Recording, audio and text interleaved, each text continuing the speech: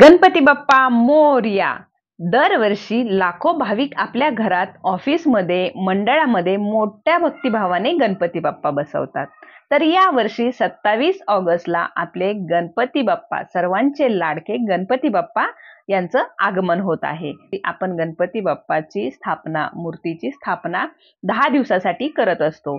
तर म्हणजे हे आपल्या आपल्या पद्धतीनुसार, परंपरेनुसार असतं. 1.5 दिवसाचा, 5 दिवसाचा, 7 दिवस, कोणी 10 दिवस, हे आपापल्या परंपरेनुसार आपण मूर्तीची स्थापना करतो.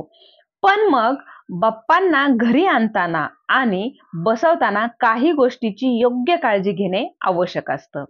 कारण परंपरेनुसार केलेली पूजा केवळ धार्मिक कर्तव्य नसून ती आपल्या जीवनात सकारात्मक ऊर्जा आणते. आजच्या या व्हिडिओमध्ये आपण जाणून घेणार आहोत गणपती बाप्पा बसवताना काय करावे आणि कोणत्या चुका टाळाव्यात. मूर्तीची जेव्हा आपण स्थापना करतो त्यावेळेस आपल्या हातून कळत नकळत काही चुका होतात. तर ह्या चुका कशा टाळल्या गेल्या पाहिजेत, काय केलं पाहिजे? तर मग सर्वप्रथम आपण पाहूया की काय करावे. घर आणि मनाची शुद्धता. गणपती बाप्पा येण्यापूर्वी घर स्वच्छ करणं अत्यंत आवश्यक आहे. मूर्ती बसवण्याची जागा धुवून पुसून स्वच्छ करून घ्यावी. तिथे गंध, फुलं लावावेत. त्याचबरोबर मनाचीही शुद्धता हवी. मनात राग, मत्सर, नकारात्मकता न ठेवता बाप्पांना स्वागत करावं.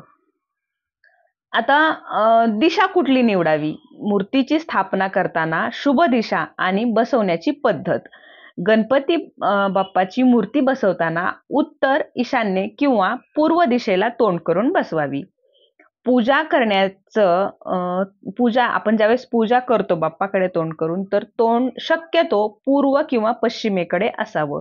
मूर्ती नेहमी पाटावर किंवा चौरंगावर बसवावी. जमिनीवर थेट ठेवणे अशुभ मानलं जातं. मूर्तीचे प्रकार आणि त्याचे महत्व. गणपतीची मूर्ती विविध प्रकारात असते. उभा गणपती म्हणजे प्रगती आणि ऊर्जेचं प्रतीक. बसलेला गणपती शांतता आणि स्थैर्य देतो. बाल गणपती निरागसता, आनंद आणि कौटुंबिक सुखाचं प्रतीक. म्हणून आपल्या श्रद्धेनुसार मूर्तीची निवड करावी. आणि मग आता पूजेसाठी लागणारं साहित्य काय? तर पूजेसाठी लागणाऱ्या प्रत्येक वस्तूचं खूप महत्व आहे. तर दुर्वा. गणपतीला दुर्वा अत्यंत प्रिय आहेत. लाल फूल मंगल कार्याचं प्रतीक. मोदक आणि लाडू बाप्पांचा आवडता प्रसाद. नारळ, सुपारी, पान पूर्णता, शुद्धता आणि समृद्धीचं प्रतीक. ही सर्व वस्तू आधीच स्वच्छ करून तयार ठेवाव्यात. मुहूर्त. मग आपण जी मूर्तीची स्थापना करणार आहोत तर त्या मूर्तीची स्थापना करण्यासाठी कुठलं मुहूर्त योग्य आहे? तर गणपती बसवण्यासाठी सकाळचा मुहूर्त, शुभ मुहूर्त सर्वोत्तम असतो. मंत्रोच्चार आणि आरतीसह शांत वातावरणात मूर्ती बसवावी. तर हे झालं काय करावे. मूर्ती स्थापना करताना आपण कशा पद्धतीने आणि काय करावे. तर मग हे सर्व करत असताना आपल्या हातून न कळत काही चुका घडतात. तर ह्या चुका कशा टाळाव्यात, काय करू नये, हे आता आपण पाहूया. चुकीची दिशा. मूर्तीचं तोंड दक्षिणेकडे ठेवणं टाळावं. ही दिशा अशुभ मानली जाते आणि घरात नकारात्मक ऊर्जा आणते असं मानलं जातं. अपूर्ण तयारी. पूजा करताना साहित्य अपूर्ण ठेवू नये. उदाहरणार्थ नैवेद्य न ठेवणं, दिवा न लावणं, मंत्र न म्हणणं हे टाळलं पाहिजे. म्हणजे ज्या वेळेस आपण स्थापना करणार आहोत तर त्यावेळेस सर्व पूजेचं साहित्य, नैवेद्य हे सर्व एकत्रित घेऊन सगळं व्यवस्थित ठेवून मगच मूर्तीची स्थापना करावी. मग विसर्जनाच्या वेळी ज्या आपल्याकडून चुका होतात तर ते काय टाळावं. तर आजकाल प्लॅस्टिक, रंगीत वस्तू किंवा नॉन इको फ्रेंडली साहित्य विसर्जनात टाकलं जातं. तर हे पर्यावरणाला हानिकारक आहे.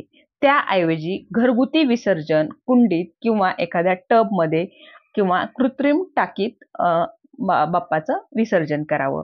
तर मातीची मूर्ती असल्यास ती झाडांच्या कुंडीत विरघळावी. तर मित्रांनो, गणपती बाप्पा आपल्या जीवनात आनंद, समृद्धी आणि मंगलकारकता घेऊन येतो. आपण फक्त थोडी काळजी घेतली आणि योग्य पद्धतीने पूजन केलं तर बाप्पाची कृपा नेहमी आपल्या घरावर राहील. आपल्याला हा व्हिडिओ आवडला असेल तर लाईक, शेअर आणि आनंदी जीवन या यूट्यूब चॅनलला सबस्क्राईब नक्की करा. गणपती बाप्पा मोरया, मंगलमूर्ती मोरया.